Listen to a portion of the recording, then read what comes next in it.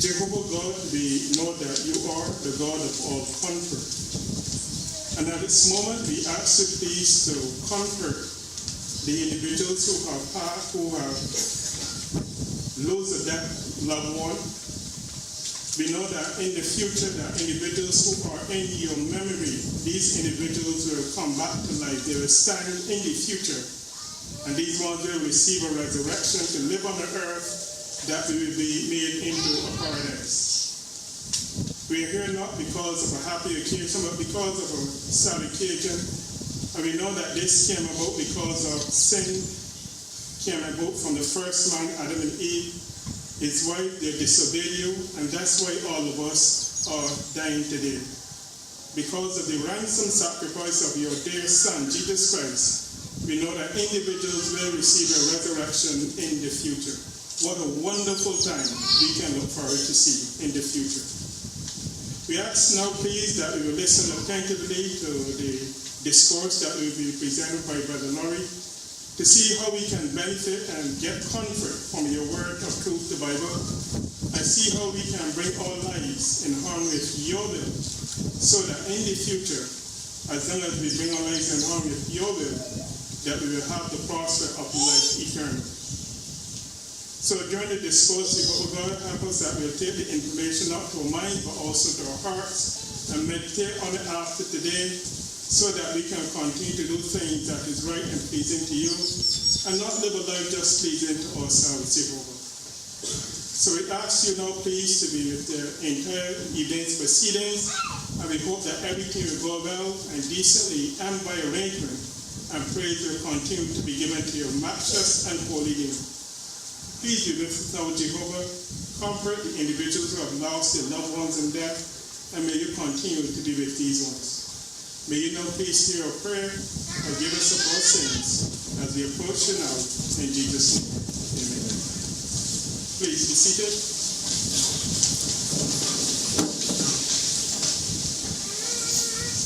On hand we have Brother Michael Laurie, who will give a funeral discourse. We now invite him to the podium.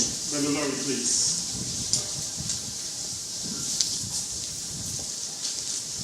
Good afternoon to all.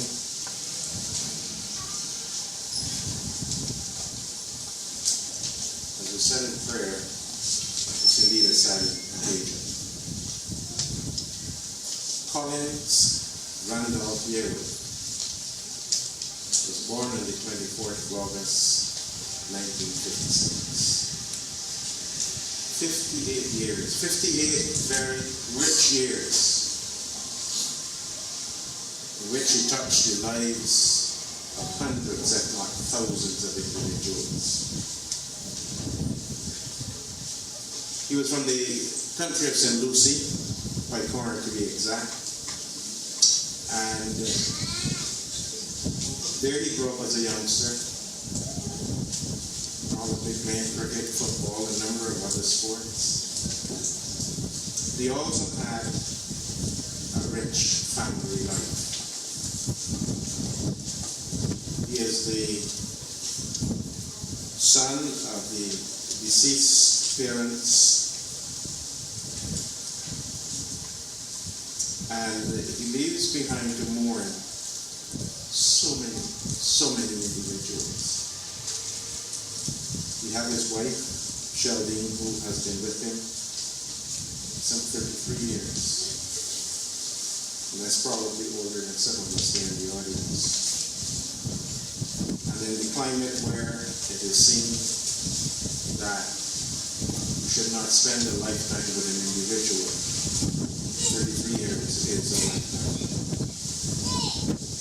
Besides her is his daughter, Lisa Belgrade, and his son, Ricardo Guillermo. Then there are his sisters, Amanda, Tyra, and Cynthia. And then he has a number of brothers. There's Anthony, Aubrey, Byron, Wycliffe, Timothy, and cousins of some 18 other individuals. He was also the nephew of Reginald and Claremont Yearwood, Iona Boyce, Bernardine Griffin. He was the uncle of Richard, Aisha, Paul, Nicholas Johnson, Vonda and Tracy McIntosh, Tyrone, Javon, and so many others. That's hard to mention all of them. He also had some dear friends like Roy Eager and Alvin Mears and Jaden Snack. Special mention, though, must be made of Bentley Yearwood. See, although they were cousins, looking at them, you would think they were brothers, but they looked alike. They enjoyed the same sport together, and they enjoyed many social events together. So he indeed would also miss him dearly. I think Bentley was the last person who spoke to him that eventful day. Special mention too, we would like to make out Wendell Gale, his manager from Stokes, from Brighton Stokes. From that eventful Saturday evening, he had stood by the side of the family. He didn't even eat that particular day. And I draw your attention to the poem at the back of your song sheets, which is one that he wrote for his dear friend, Collins.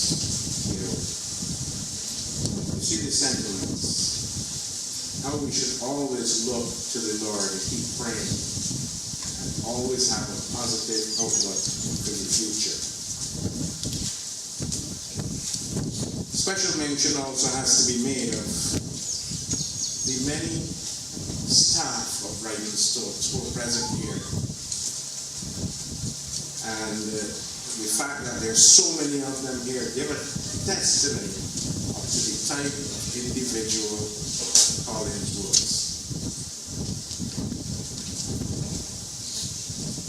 The Attorney General also sent a note asking us, the Honorable Adrian Blackwood, offered his condolences as well to the family.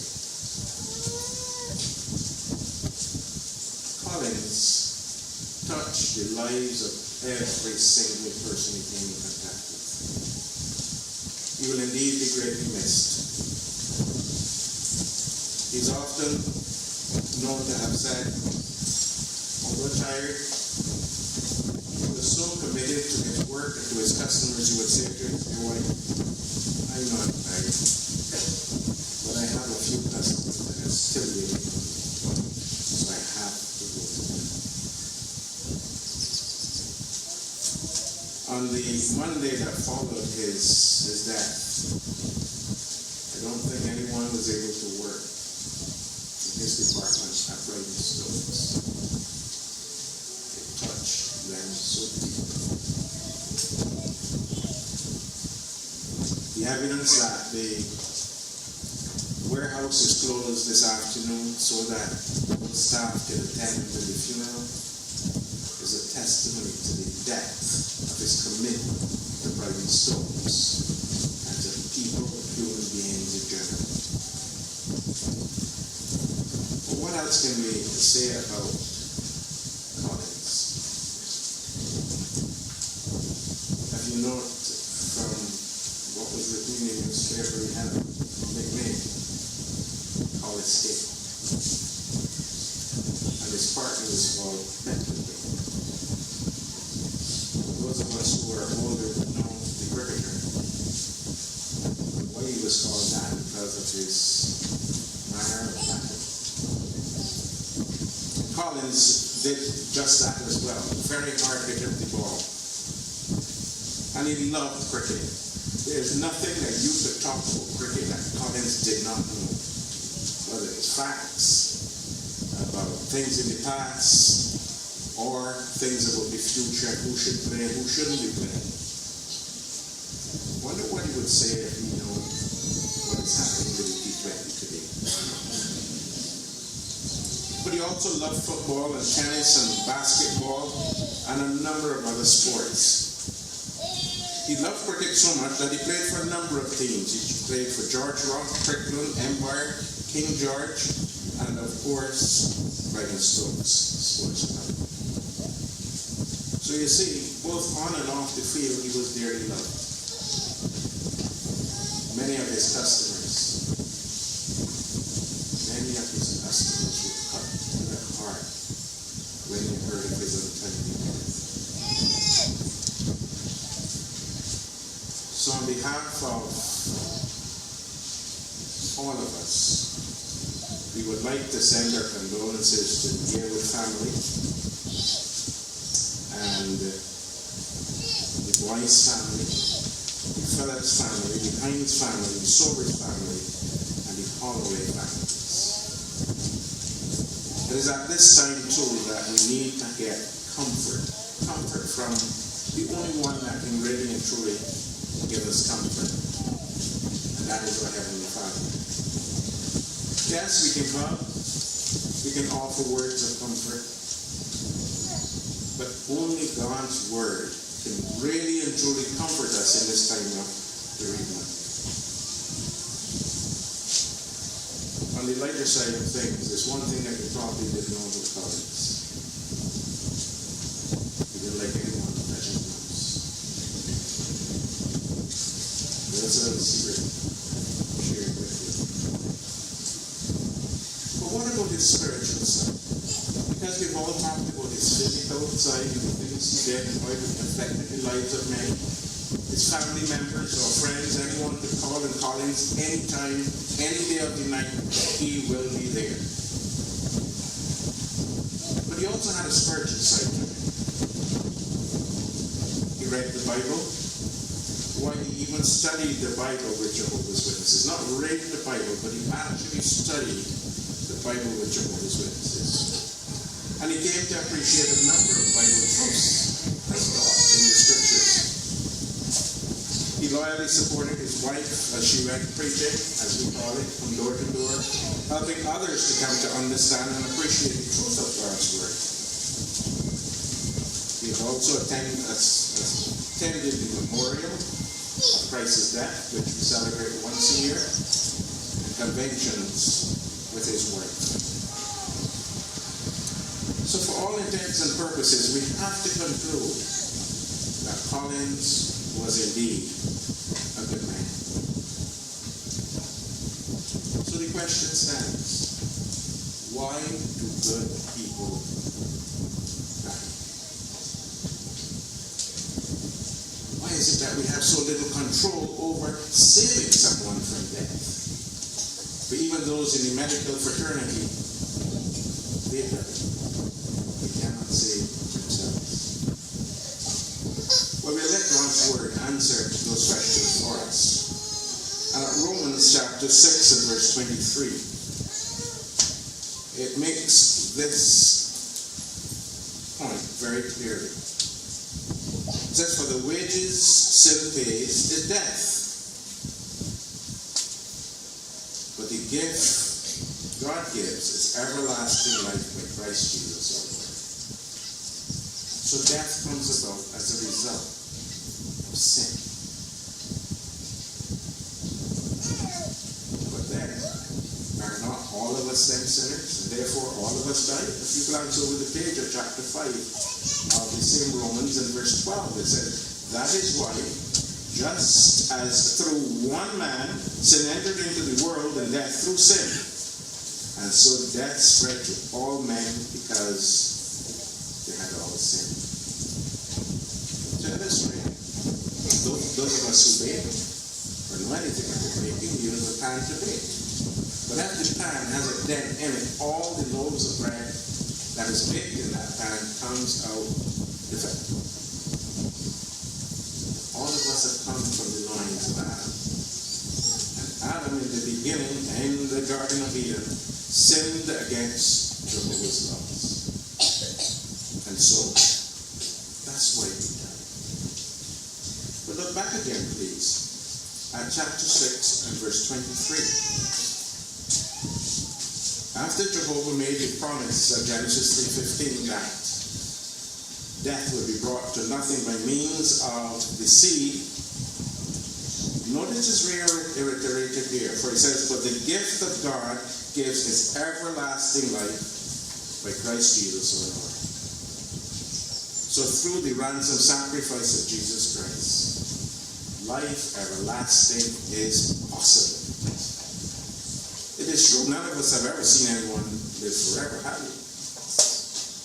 But this is where our faith, confidence in God's word, and confidence in the expressions made by Jesus Christ himself comes to play. And this is why we want that to be clearly in our minds, that the hope of living forever is expressed by Jesus Christ himself. Now, these are some of the expressions and things that Collins would have studied and have come to appreciate was written in God's word. But then you might ask, what's the condition of the dead? Can Collins hear us?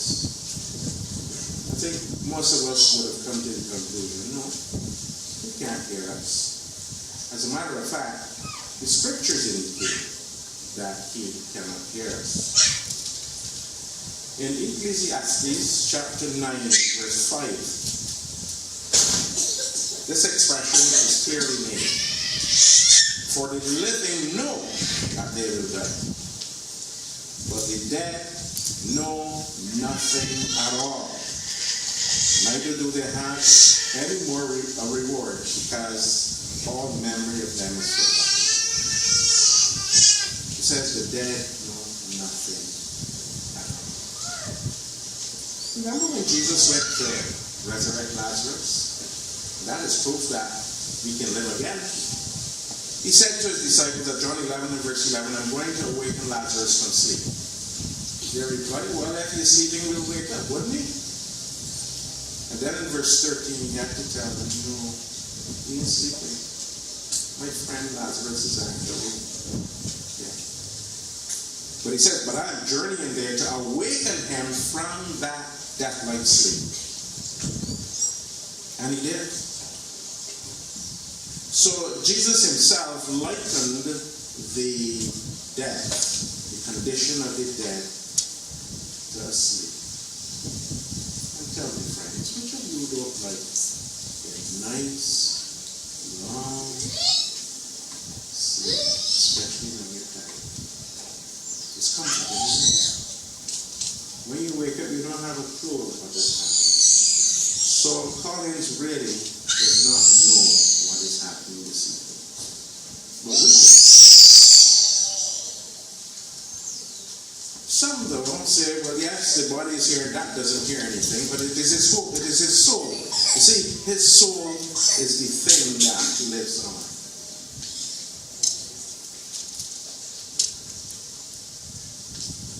But Ezekiel chapter 18 clears that up very clearly for us. In verse 4 of Ezekiel 18, he makes this point. Look, all the souls, to me they belong. As the souls of the Father, so also the souls of the Son. To me they belong.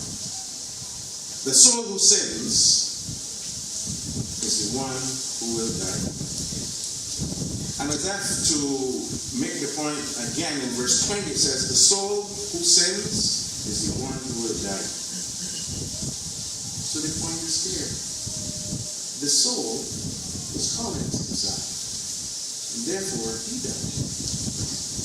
And now we have an equation to which there is no real answer. If the soul controls the body, then that is responsible for the sin, wouldn't it? So why should the body die and leave the soul alive? So the scriptures clearly show that the life force in the individual makes that person a living soul. Just as Romans said, because of sin all of us are dying, the soul, indeed, according to Ezekiel, dies. But is there any hope then for Collins and for you and I? One of the scriptures you would have come to appreciate is this one found at John 5, verse 28 and 29. There we go. not marvel at this. Well, Jesus had just performed a miracle. He had not yet performed any resurrections. But he said this, do not marvel at this, for the hour is coming, in which all those in the memorial tomb will hear his voice and come out. Yes, he promised a resurrection of persons in the memorial tomb. And those of us who are old enough to have done Latin would remember memoriam, or when you see the newspaper when you remember others, there's a memory of. Well, Jesus used a similar expression when he said in the memorial tombs. Those ones who are in God's memory, who are buried in the tombs, will hear the voice of Jesus Christ and come out. Would that not be nice to see Fathers again? His personality, his friendship. Yes, of course it would be. But life where, you might ask? Well, for the majority of mankind, this prospect was held out to the evildoer who was put to death with Jesus. In Luke chapter 23 and verse 43, after he begged Jesus, remember me when you get into your kingdom, his response was, truly I tell you today, you will be with me in paradise.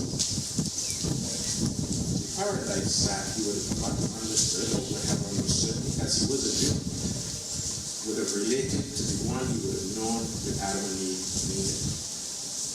That was on the earth. So the promise made here by Jesus would be to resurrect millions, if not billions, their future life here on earth. We have the prospect of seeing our dear friend once again. In Acts 24:15, the point is also made that there will be, not that there may be, that there will be a resurrection of both the righteous and the unrighteous. So therefore, millions will return to life. So how can we benefit? We the living, because our dear friend Collins cannot hear. Well, we can benefit from his life course. And sure, if he were here, you know what he would tell you? Live every day as though it was your last.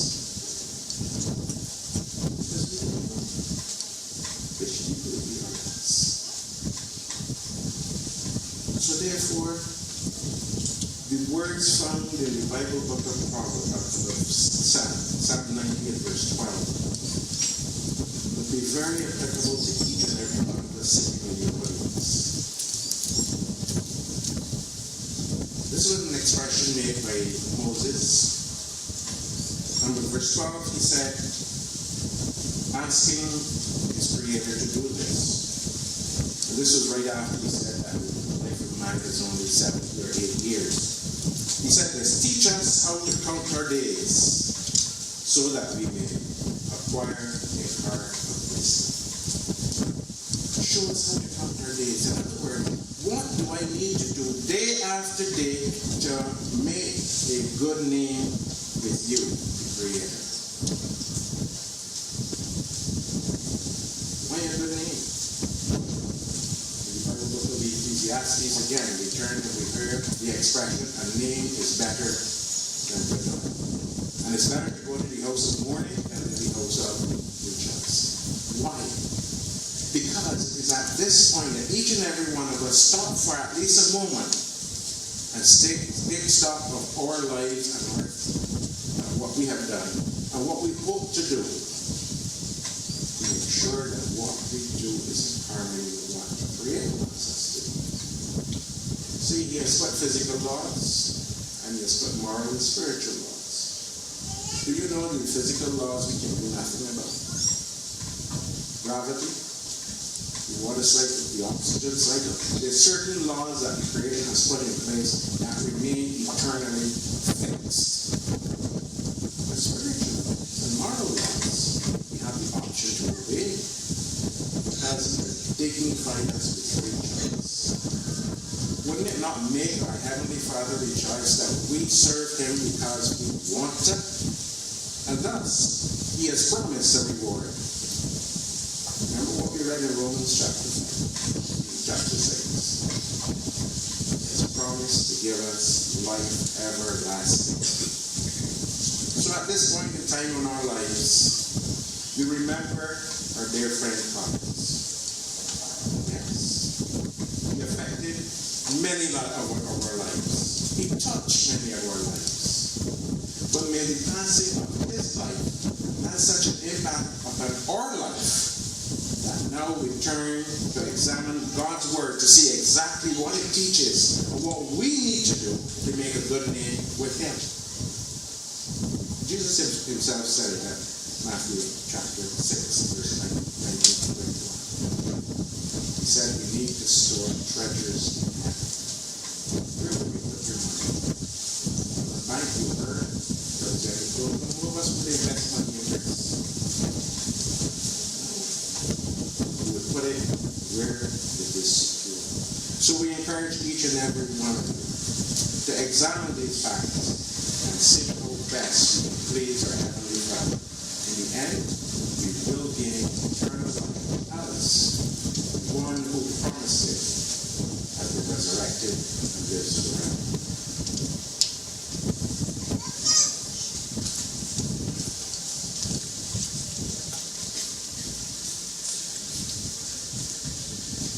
We want to thank you, Brother Lloyd, for the funeral discourse.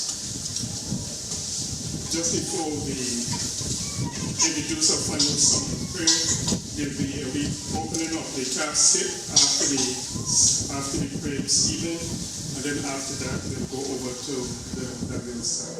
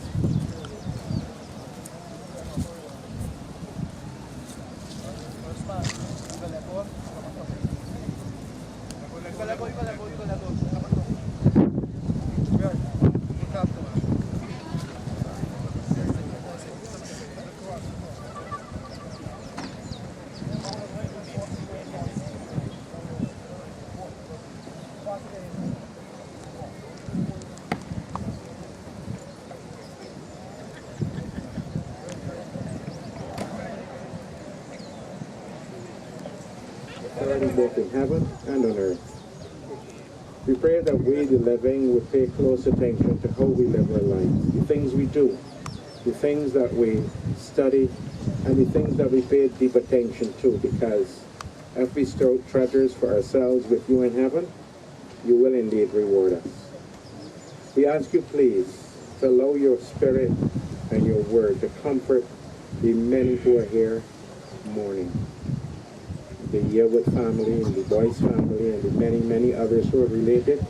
Please strengthen them and help them to look forward to the time that they will be reunited with their long-lost loved ones.